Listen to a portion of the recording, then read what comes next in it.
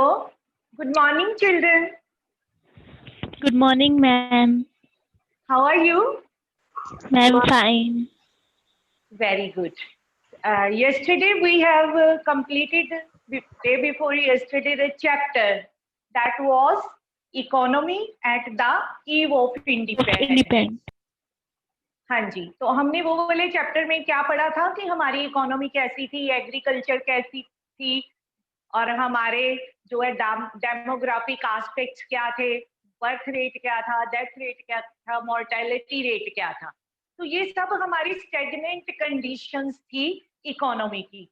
अब उसके बाद क्या हुआ, सभी मिनिस्टर्स ने और एक गवर्नमेंट ने ये सोचा कि हमारी स्टेगनेंट इकोनॉमी है तो हमें क्या करना पड़ेगा, बहुत ज्यादा दिमाग लगा के अपना प्लान करना पड़ेगा कि हम अपनी इकोनॉमी को डेवलप कैसे करें।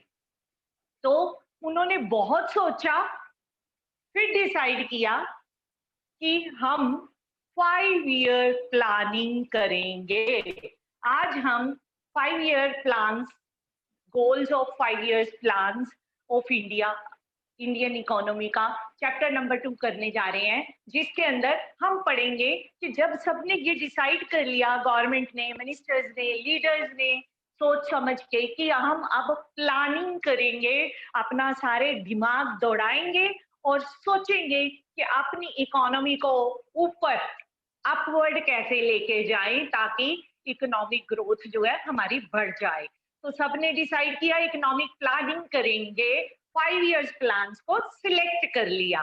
तो वो क्या था उसका पहले हम मीनिंग करते हैं। हमारा 15 मार्च 1950 को ये डिसाइड करके एक प्लानिंग कमीशन बनाया गया और उसने इकोनॉमिक प्लानिंग करने के लिए जो डिसीजंस वो लिए। तो एक टेक्निक, पहले तो हम इकोनॉमिक प्लानिंग का मीनिंग समझेंगे ना कि ये है क्या economic planning. A technique to control economic factors to achieve some predetermined objectives। पहली ही लाइन में हमने जो है टेक्निकल वर्ड्स यूज किए हैं। Technique to control economic factors का मतलब है जितने भी हमारे रिसोर्सेज हैं देश में उनको किस तरीके से बेस्ट वे में यूटिलाइज कर सकते हैं, ऑप्टिमम यूटिलाइज कर सकते हैं। ऑप्टिमम का meaning I have already told you, in a very efficient and fullest manner हम इकोनॉमिक रिसोर्सेज को कैसे यूज करें। तो a technique to control economic factors किस थ्रू करें use, to get a predetermined goal. हम पहले से ही गोल डिसाइड करेंगे कि हमने अपनी एग्रीकल्चर को डेवलप करना है, तो एग्रीकल्चर सेक्टर को डेवलप करने के लिए उसमें रिसोर्सेज ज्यादा यूज करेंगे या फिर इंडस्ट्रीज में करेंगे या फिर सर्विसेज में करेंगे, किस चीज में हम ज्यादा जो है इसको यूज करेंगे। तो keeping in view with a specific in a specific time, time period भी हम डिसाइड करेंगे। ये नहीं है कि हम कर लेंगे, हमने जो है सिलेबस अपना कवर कर लेना है, हमने 90% मार्क्स ले लेने हैं। No, within a specific time period we are to come के अंदर अंदर हमने ये जो है टारगेट अचीव करना है। जितने भी गांव हैं सभी में इलेक्ट्रिसिटी पहुंचानी है, या जितने भी फार्मर्स हैं उनको सब्सिडी देना है, या जितनी भी इंडस्ट्रीज है उनको, जो स्मॉल स्केल इंडस्ट्रीज है उनको ग्रो करना है। ठीक है, तो ये टाइम पीरियड रखेंगे कि अनएम्प्लॉयमेंट दूर करनी है हमने। ये नहीं है कि अनलिमिटेड टाइम ले लें, तो that is not a planning. Planning means something to be done in a prescribed time period, keeping in view the resources of the country. अपने रिसोर्सेज को भी ध्यान में करना है कि मेरे पास क्या कुछ है, जो हमारे पास है उसी को लेके चलना है, उसी का बेस्ट यूटिलाइजेशन करके तो उसमें से ड्रा आउट करना है बेस्ट आउटकम। तो ये है हमारी इकोनॉमिक प्लानिंग की डेफिनेशन। सिंपल भाषा में मैं आपको बता देती हूँ, इसमें हम डिसाइड करते हैं कि हम कोई गोल रखेंगे अपने अपने सामने, उस गोल को हिट करने के लिए, अपने टारगेट को हिट करने के लिए हम बहुत सारी जो है स्टेप्स उठाएंगे, क्या क्या काम करने हैं, प्रायोरिटी वाइज फिक्स करेंगे कि हमारे देश के लिए सबसे पहले कौन सी चीज अच्छी है, पहले वो करेंगे, फिर दूसरी, फिर तीसरी।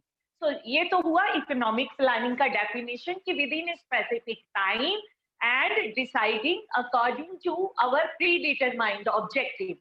Now I am going to tell you that in first planning commission was set up on 15th March 1950. तो इसके अंदर प्लानिंग कमीशन में कौन कौन था? फॉर्मुलेशन, पेपर में क्वेश्चन आता है 3 मार्क्स का, what is the formulation of economic planning? तो हम कहेंगे प्लानिंग कमीशन के अंदर मेंबर्स कौन से होते हैं? Prime minister of India, chief minister of all the states and members of the planning commission, वो तो होंगे ही।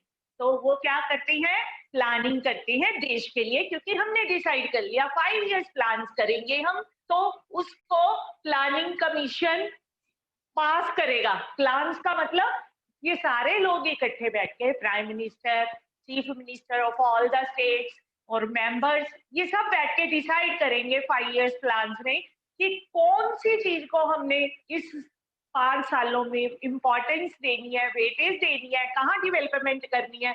लेकिन इसको एग्जीक्यूट कौन करेगा? प्लानिंग तो कर ली हमने, जैसे हम कोई काम करते हैं तो head of the family approves it कि हाँ ठीक है भाई कर लो। आपने बोला पापा मुझे मोबाइल लेना है, तो अल्टीमेट अथॉरिटी तो पापा की है, पापा डिसाइड करेंगे कि इस साल वो लेके दे सकते कि नहीं। इसी तरीके से प्लानिंग कमीशन प्लानिंग करेगा, बट इसको एग्जीक्यूट कौन करेगा, पास कौन करेगा? नेशनल डेवलपमेंट काउंसिल, ये इसको करेगी। तो ये तो था हमारा प्लानिंग कमीशन काम कैसे करेगा। Up to here it is clear student? Yes Geetanjali, anything you want to inquire? बेटे अनम्यूट करके आंसर देते जाएं। हाँ जी, यस मैम। ओके, तो ये तो हमारा प्लानिंग कमीशन था। आजकल इस प्लानिंग कमीशन का नाम चेंज करके इसका नाम नीति आयोग रख दिया गया है। आप सुनते होंगे टीवी में बहुत बार, नीति आयोग हमारा प्लानिंग कमीशन ही है। फर्स्ट आपको एक पहला क्वेश्चन इसमें से पेपर में 1 मार्क का एमसीक्यू में ये पूछा जाता है, first plan was executed when? 1 अप्रैल 1951, आप ऐसे ही लिखोगे। तो पहली 5 ईयर प्लान 1 अप्रैल 1951 टू 31 मार्च 1956 तक थी। आज तक हमने 12 जो है अपनी प्लान्स पूरी कर ली है, 5 ईयर प्लान्स, और जो हमारा 2017 था वहां तक 12 प्लान्स हमारी पूरी हो गई है। तो हमने 12 प्लानिंग की, 5 ईयर प्लान्स की प्लानिंग आज तक पूरी कर ली है 2007 तक। अब गोल्स कौन कौन से? हमने बोला प्री डिटरमाइंड गोल्स। तो सबसे पहले हमें बेसिक चीज पता होनी चाहिए कि गोल्स का मीनिंग क्या है, गोल्स होते क्या है, ऑब्जेक्टिव्स क्या है। 2 तरह के होते हैं, एक होते हैं लॉन्ग टर्म ऑब्जेक्टिव, ठीक है, एक होते हैं short term objective. Short term और लॉन्ग टर्म में डिफरेंस बच्चों को पता नहीं होता, वो कंफ्यूज हो जाते हैं, यहाँ मिस्टेक्स करती है। जो लॉन्ग टर्म ऑब्जेक्टिव है वो तो है लंबे समय तक चलेगा, 20 साल 30 साल, लाइफ भर, पूरी उम्र भर। कैसे? जैसे मैंने डिसाइड किया I will love to live a happy prosperous and peaceful life. This is not a short term objective, it is a long term objective.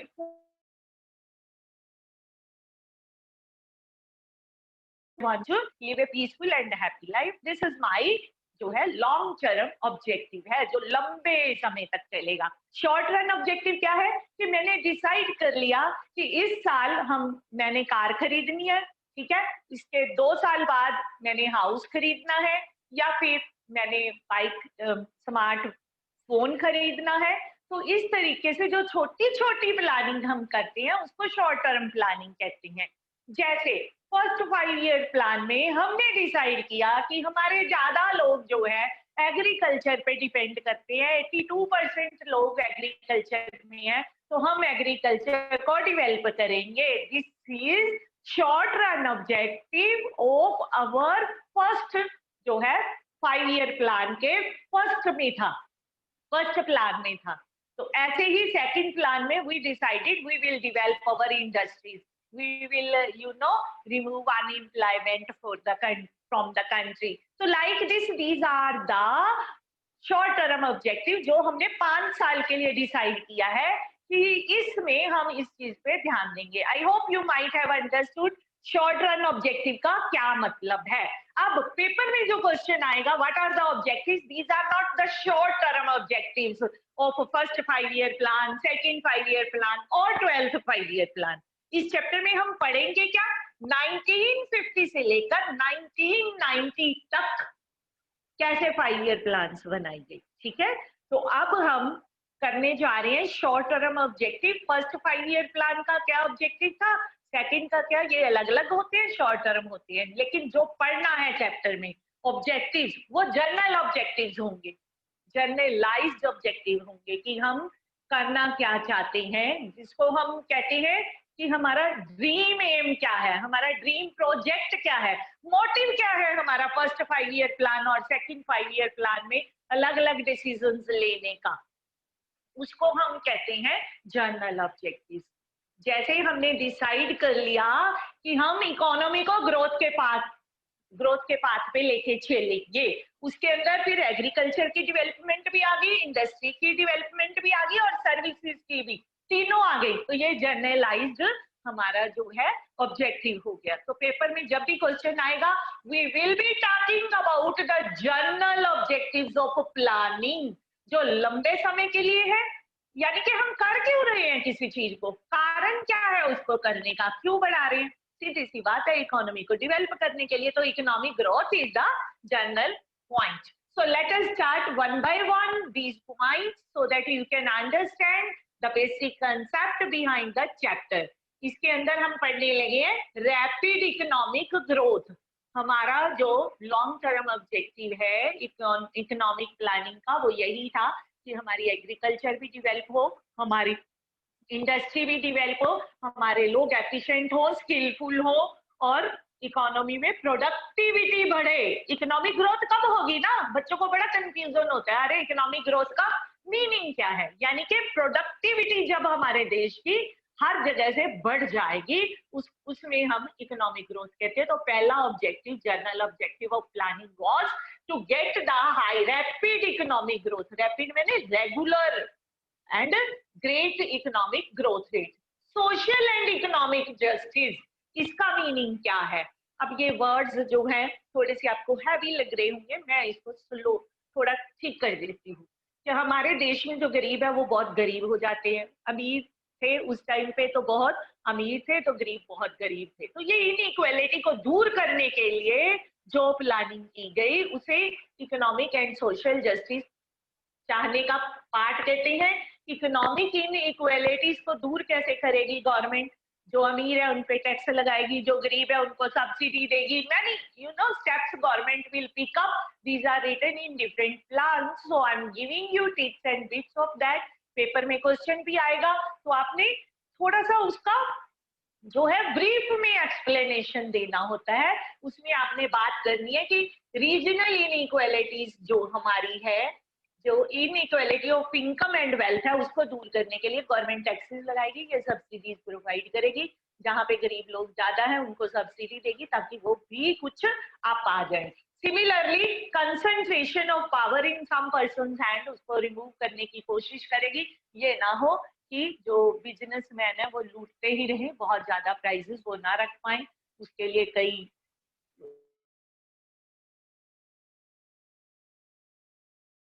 कर देगी कि इससे ज्यादा आप चार्जेस नहीं ले सकते, या फिर ये फिक्स कर देगी कि 20% से ज्यादा प्रॉफिट आप नहीं ले सकते। There are many ways and means in the hands of government to decide. कुछ तो गवर्नमेंट इम्पोजिशन करेगी मॉरल परसुएशन से, उनको समझा के, कुछ फिर वो फोर्सफुली करेगी। तो ये दो पॉइंट्स जो है upward upliftment of the weaker section of the society करने के लिए करेगी। पहले पॉइंट में मैडम ने क्या बोला, इस पॉइंट के अंदर मैडम ने बोला सोशल और इकोनॉमिक जस्टिस लाने के लिए rich will progressive taxation policy government will adopt, rich will be taxed more and money earned from that tax will be used for the upliftment of the weaker section of the society। उनको develop करने के लिए लगाएगी, वहां पे school नहीं है free school खोलेगी, हॉस्पिटल खोलेगी, रोड्स बनाएगी, तो ये उनके लिए घर बना के देगी, तो ये वीकर सेक्शन की अपलिफ्टमेंट होगी, टैक्स से पैसे कमा के गवर्नमेंट ऐसे करेगी, या फिर सब्सिडी देगी शॉर्ट जो है इंडस्ट्रीज लगाने के लिए।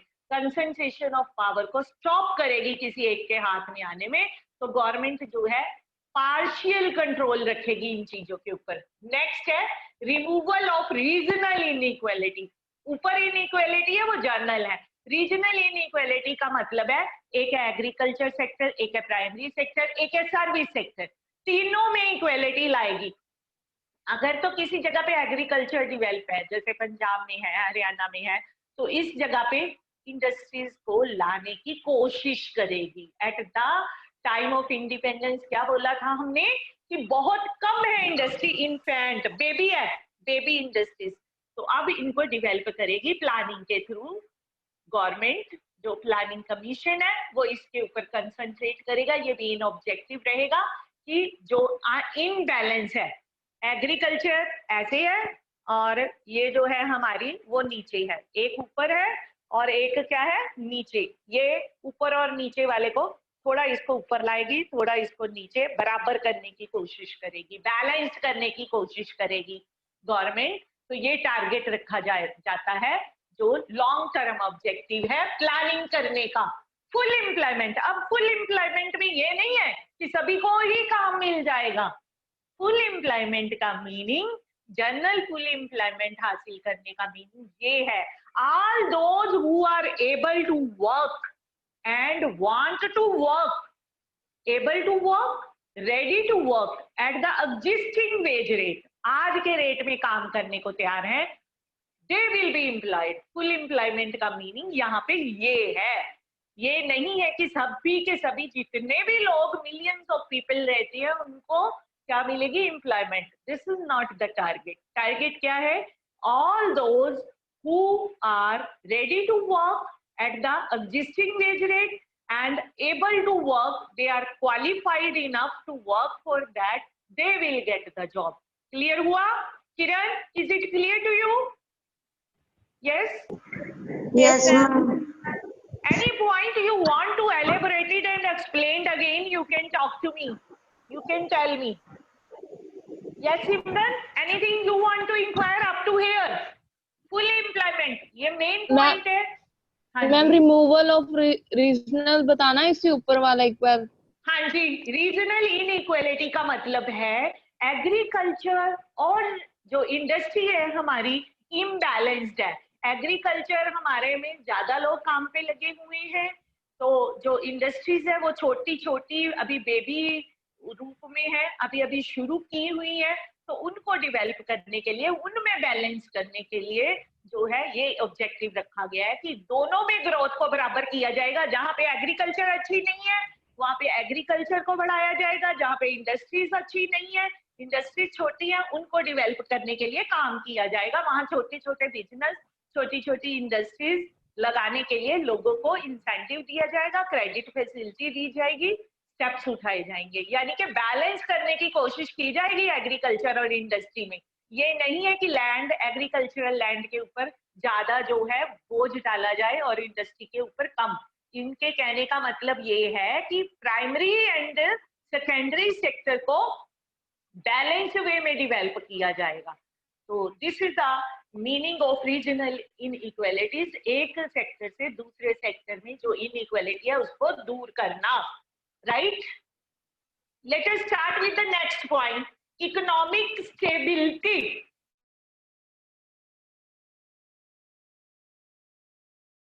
कॉन्टिन्यूस राइज इन प्राइसेस हो जाता है इन्फ्लेशन, और कई बार कॉन्टिन्यूस जो है डिक्रीज इन प्राइसेस हो जाता है, that is deflation.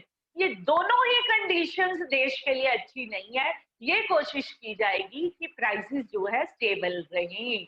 Little bit increase और decrease does not harm a country, but continuous rise in prices or continuous fall in prices are harmful for the economy. So therefore methods and objectives will be kept in mind that economic stability is a must to attract the investors from the foreign.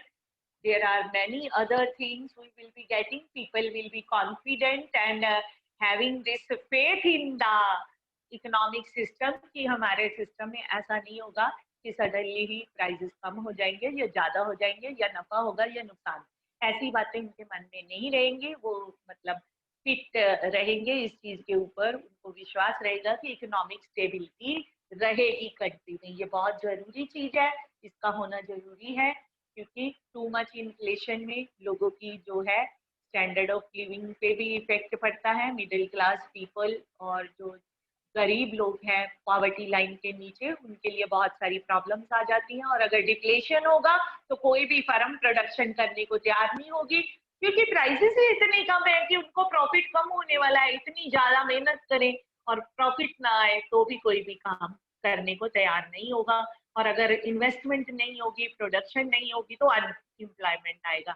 इसलिए ये सारी चीजें inter related है।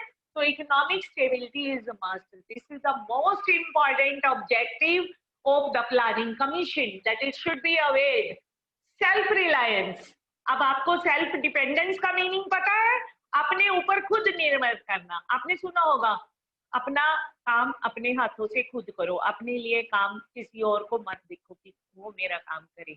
ऐसे ही हमारे देश को भी अपने लिए प्रोडक्शन खुद करनी चाहिए, ठीक है, और इंपोर्ट्स कम करने चाहिए। मशीनरी बनानी है या फिर फूड ग्रेन्स है या फिर कैरोसिन ऑयल और अदर मेटल्स हैं, कुछ भी हमें चाहिए।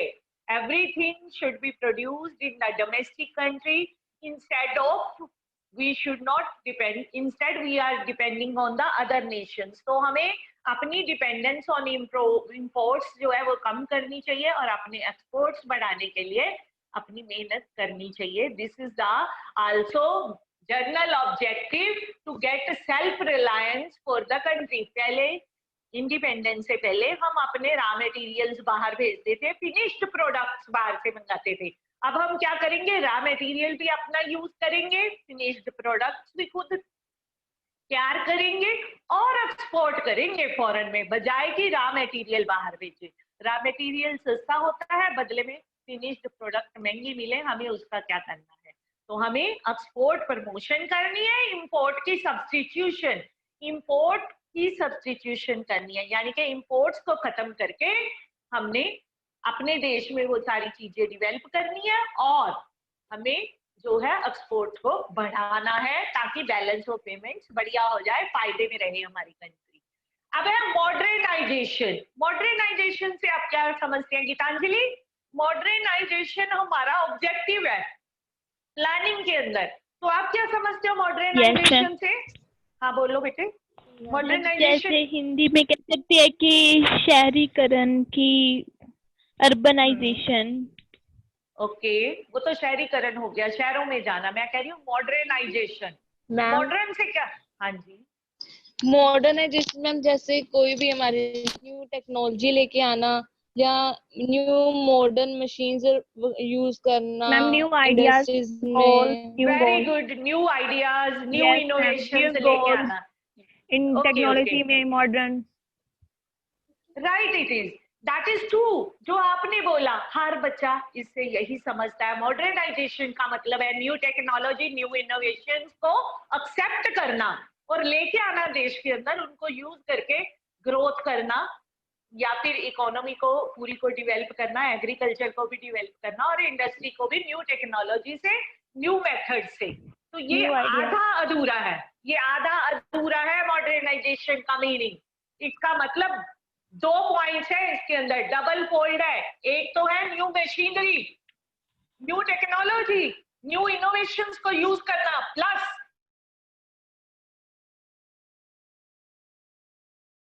हमारे देश में बहुत पुराने रिचुअल्स थे जो बिल्कुल ही खराब थे, जिनका कोई मीनिंग ही नहीं था, वो वाले। जैसे पहला था रिचुअल हमारी कंट्री में कि लड़की बेटी जो है फीमेल होनी ही नहीं चाहिए, और अगर हो आ भी गई है तो उसको पढ़ाना नहीं चाहिए, ठीक है।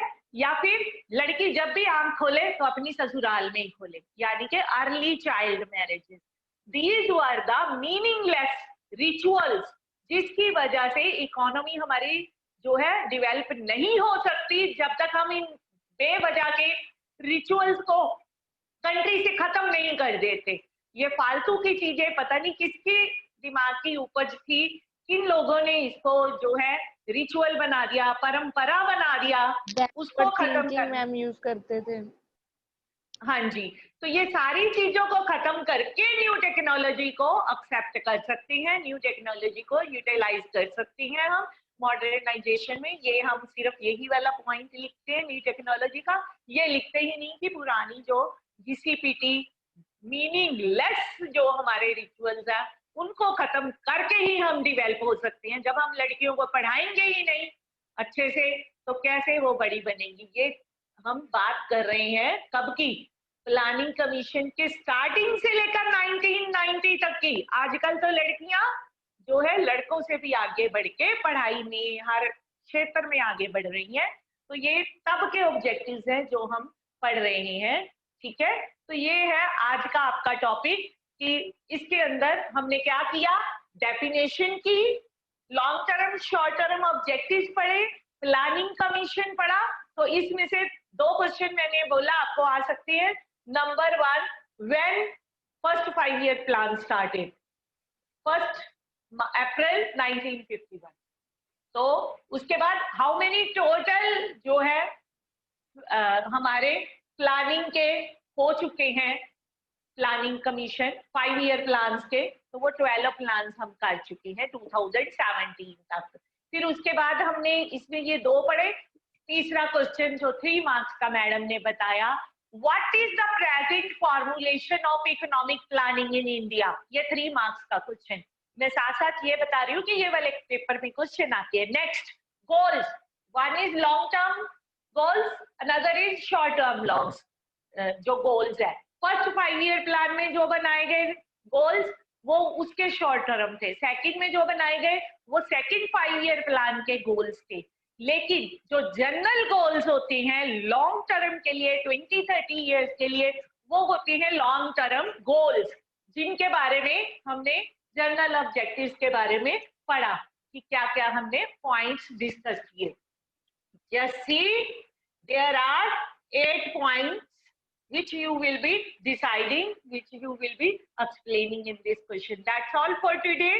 Then we will go for the next, agriculture and industrial development in the economy from that day till 2017. अब हम डिटेल्स में इन चीजों को नेक्स्ट चैप्टर्स में पढ़ेंगे। इस चैप्टर के अंदर जो जो पेपर में क्वेश्चन आ सकते हैं वो मैंने आपको बताए हैं।